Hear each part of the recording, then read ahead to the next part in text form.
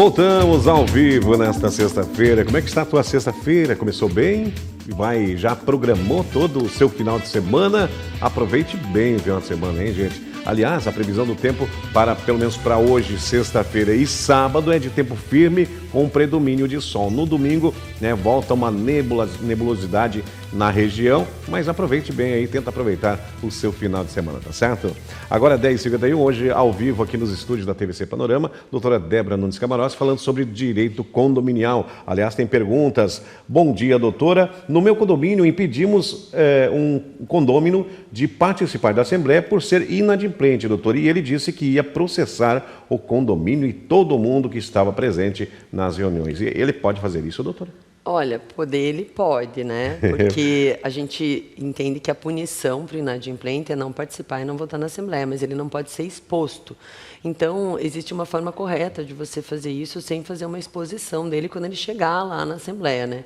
Geralmente, quem está inadimplente nem aparece, mas se ele aparecer na tua Assembleia, você, de uma forma educada, chama do lado e explica que a participação dele não vai ser possível porque ele está inadimplente e você está cumprindo só o Código Civil.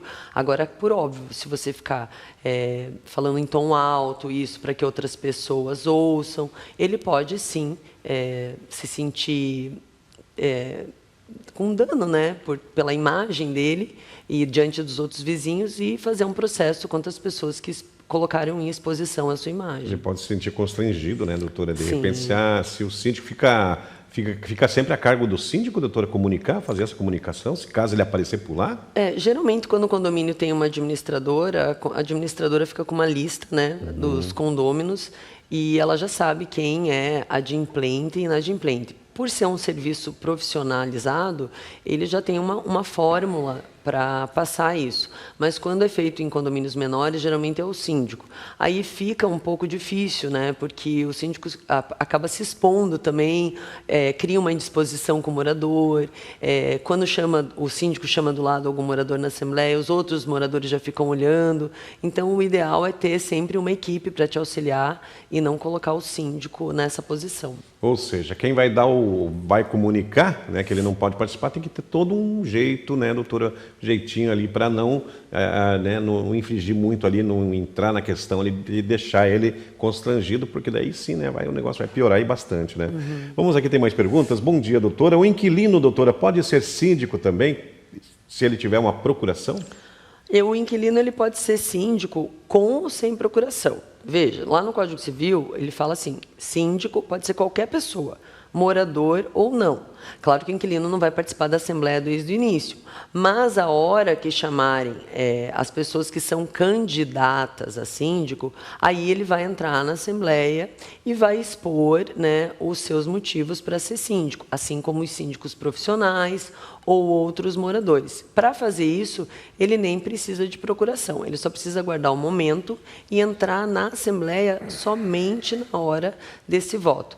São vários pequenos detalhes na Assembleia, né? Por isso que é um assunto que me encanta bastante, mas ele exige um preparo. Então, é sempre bom os condomínios terem uma assessoria jurídica ou uma administradora capacitada para dar essas pequenas nuances e não ter nenhuma nulidade ali no ato.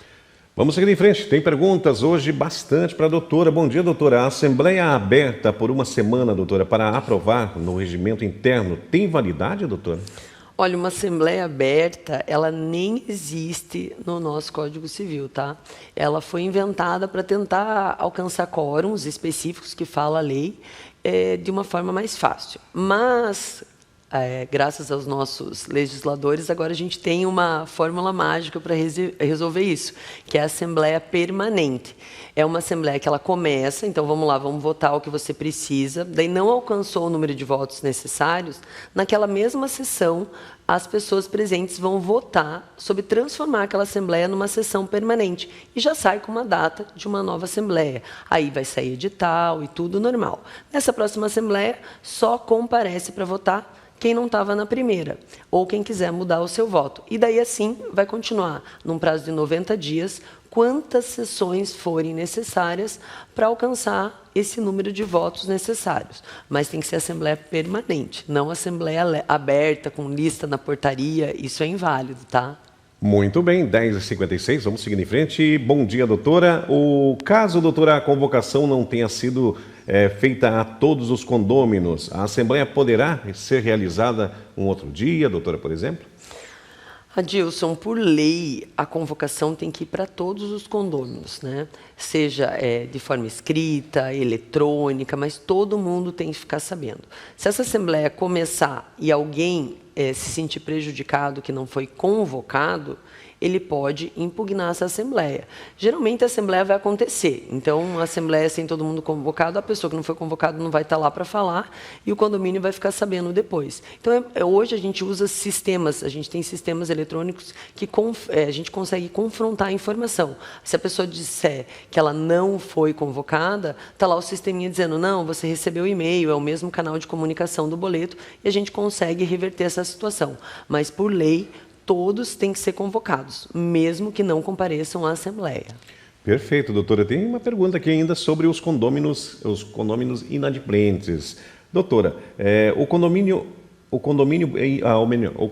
inadimplente pode efetuar o pagamento minutos antes de acessar a Assembleia Virtual, doutora, e ele pode ser liberado para participar? Pode sim, tá? Ele pode pagar minutos antes, ele pode pagar durante a Assembleia. Se ele efetuar o pagamento e for comprovado, ele está apto para participar e votar na Assembleia. Aí vai ter que ter uma agilidade da equipe que vai estar cuidando dessa Assembleia. Por isso que eu falo, é bom o síndico estar sempre assessorado por uma administradora, né? E daí eles vão verificar se esse pagamento efetivamente aconteceu e liberar o acesso dele à sala virtual. Quando a Assembleia acontece de forma virtual, geralmente as pessoas são deixadas numa sala de espera e é verificado a adimplência antes de ser colocado na sala. Então, todas essas pessoas inadimplentes que quitarem a parcela, que estão devendo, elas vão automaticamente ser inseridas na Assembleia no momento da quitação. Doutora Débora, tem uma pergunta agora que fala sobre ali quantas pessoas, né, é ideal para que a Assembleia aconteça, né? Bom dia, doutora. Se a Assembleia comparecer apenas o síndico e mais um morador, mais uma pessoa, eles podem mesmo assim decidir os assuntos de pauta, doutora, ou é cancelado? Não, olha, Dilson, muitas pessoas não entendem a importância da Assembleia e realmente temos assembleias com um quórum muito baixo para assuntos muito importantes. Nesse caso, compareceu o síndico e compareceu uma pessoa.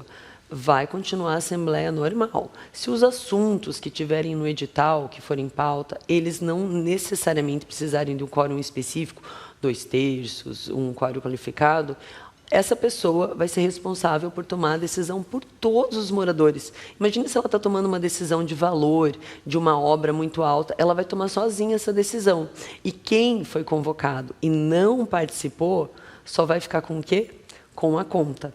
Não vai nem poder discutir o prestador de serviço, os valores. Então, assim, morar em condomínio, primeira dica, pensar na coletividade. Segunda, não deixar de participar na Assembleia, porque é muito importante.